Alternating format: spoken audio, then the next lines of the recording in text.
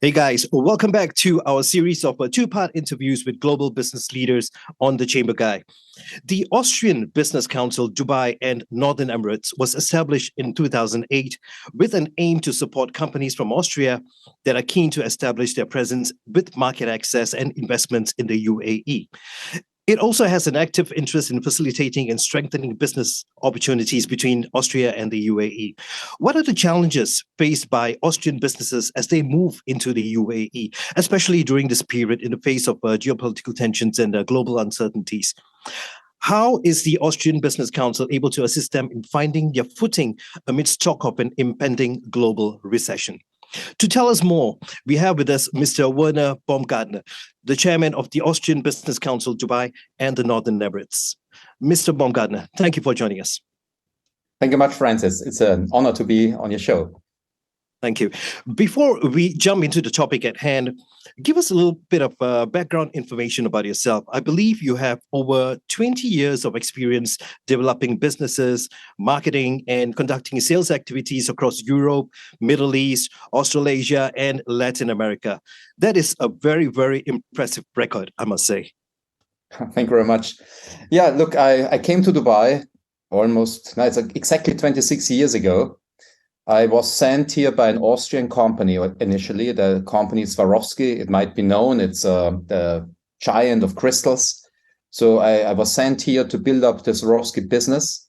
Initially, it was for the GCC markets, but after a very short period of time, I was asked to build up or to support the build-up of the market in India when it comes to crystals for chandeliers, so lighting business.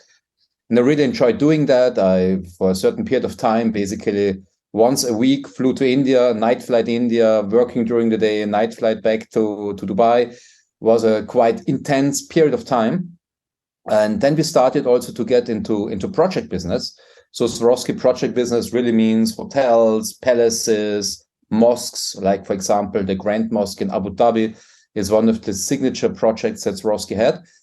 I obviously did quite a good job and was asked to also get into the project businesses in other markets. So in the end, I ended up to be responsible, as you mentioned, the market's about 3/4 of the world when it comes to project business. So I had my so-called components business in the GCC. I had the project business in 3/4 of the world, which, frankly speaking, I really enjoyed. I enjoyed the traveling part. I enjoyed learning so much, etc., etc.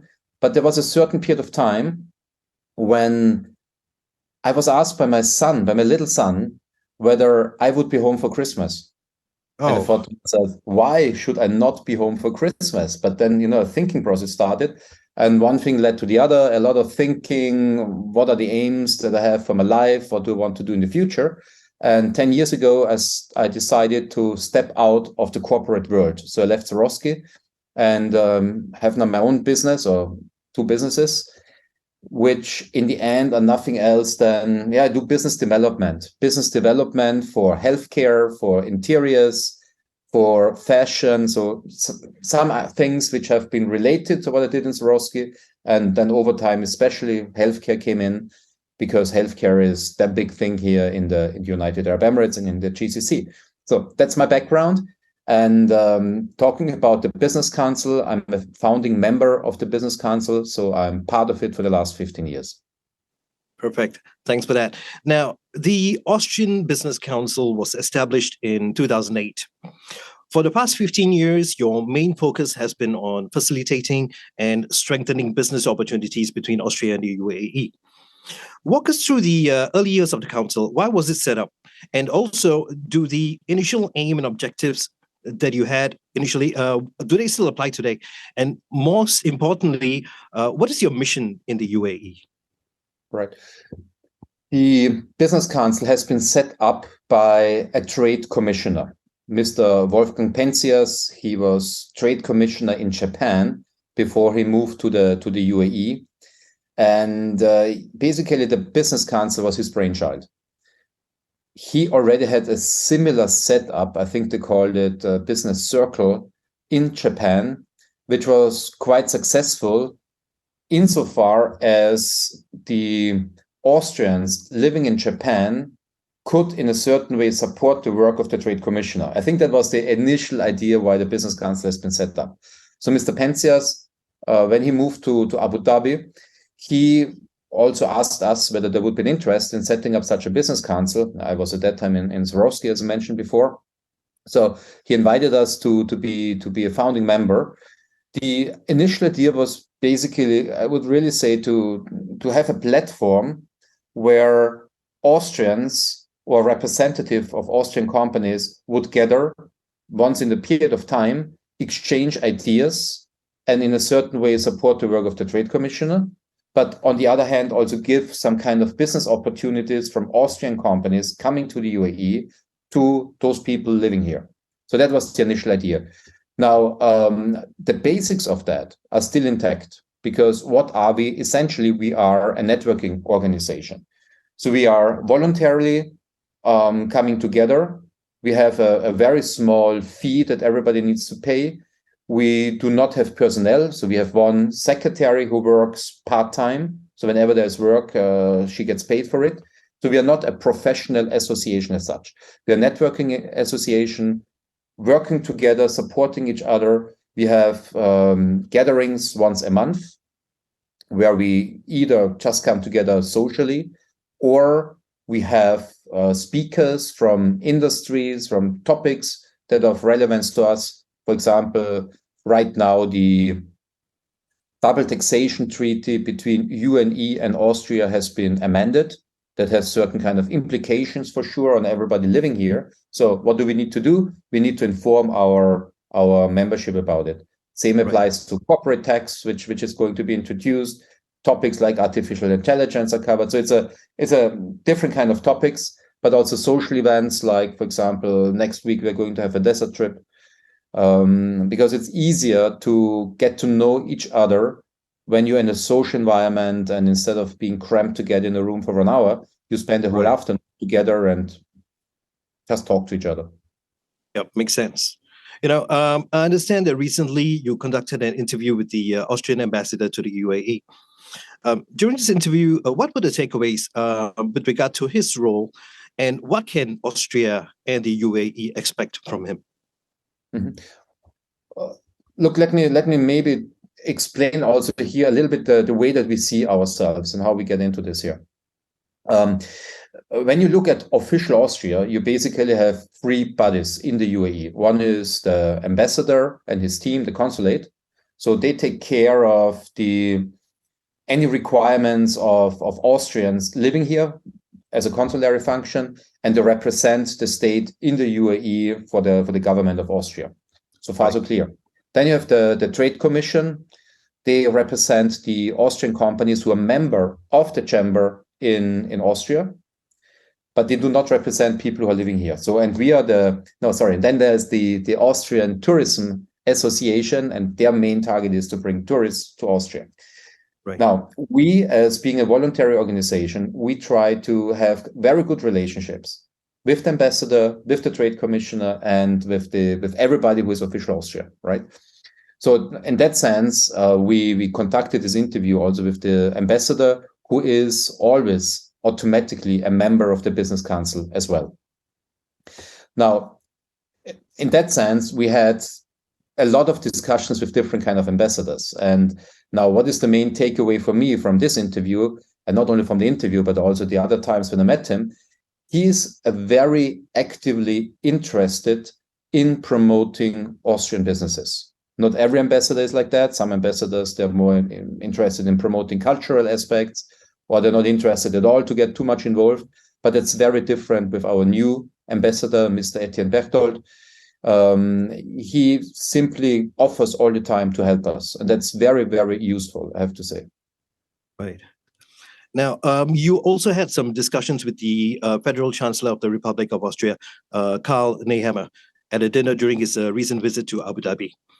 The UAE and Austria have now signed a strategic energy security and industrial cooperation partnership. And this was actually witnessed by both the President of the UAE and the Federal Chancellor as well. This is a very important milestone in history, as both countries enjoying robust and friendly bilateral relations emphasize on sustainable development. Now, tell us, what this means actually moving forward for tackling climate change. Mm-hmm. Look, let me first say one thing. Austria and the UAE have a very strong relationship when it comes to the energy sector for decades. The UAE government, or better, sorry, I have to say the Abu Dhabi government, is an investor in the biggest Austrian energy company, that is OMV. They own about 24.9%. So there always has been a big exchange between Austria and the UAE. For sure, in the past, it was mainly about oil and gas. Now the focus very much has changed. And all governments in the region, in the world, in Europe, they all realize that we need to do something to tackle climate change. Now, this particular pact tackles the new energy sources, especially hydrogen. So there's a big interest from Austria to get supplies of hydrogen into Europe, or in our case, into Austria. And for sure, Austrian companies would be very much interested to contribute in the development of the hydrogen sector here in the UAE, because there's a lot of technology developed in Austria, which can be transferred to the region. Now, getting back to initial question, what is the impact on climate change? I hope to wish that it will be huge, because we all know we need to move away from fossil in the future, or as fast as possible. And that's only possible if you have alternatives. And hydrogen fuel is one of the possibilities. Looking into other sectors like solar, it would be great also to cooperate here. But in solar, the big problem is how to transport the solar energy which you get into a country which is very far away. So it seems that hydrogen is here one of the great solutions, which can be used by industries for the production of energy. And basically that's it. And even for transportation, when we talk about heavy transportation, big trucks, etc., hydrogen might be a good solution. Right. Now, one last question before we end part one. I'm pretty sure you have quite a number of various companies from various industries in Austria who are looking to move into the UAE. At this point, generally, what would be the challenges that they are facing? Companies moving to the UAE, the good thing is that the UAE has a very modern framework of regulations when it comes to bring new companies in. So it's quite easy to set up business here. This is maybe one of the first challenges. It's a little bit difficult to open a bank account, but those are things that can be overcome over time. I think the biggest challenge is that the whole world wants to come to the UAE. It is an extremely attractive marketplace. Right. A lot of companies, for sure, they think of themselves, they have very high regards of themselves and say, we have this product, it's so unique. We have this kind of technology, so unique. So everybody wants to have it. And then they might realize when they come to the UAE that 10,000 other people from other places of the world are also here fishing in the same pond. And although the market is very attractive on one hand, you really need to work very, very hard to establish yourself here. And not everybody is successful in that regard. Right. Thanks for that. Well, that brings us to the end of part one of our chat with Mr. Werner Baumgartner, the chairman of the Austrian Business Council, Dubai, and the Northern Emirates. When we come back in part two, we will discuss the chaos and the negative economic impact caused by the global pandemic back in 2020. We will also find out more about the coveted UAE Golden Visa and also about how a membership with the Austrian Business Council will help you establish your business in the UAE on the right footing. Stay with us.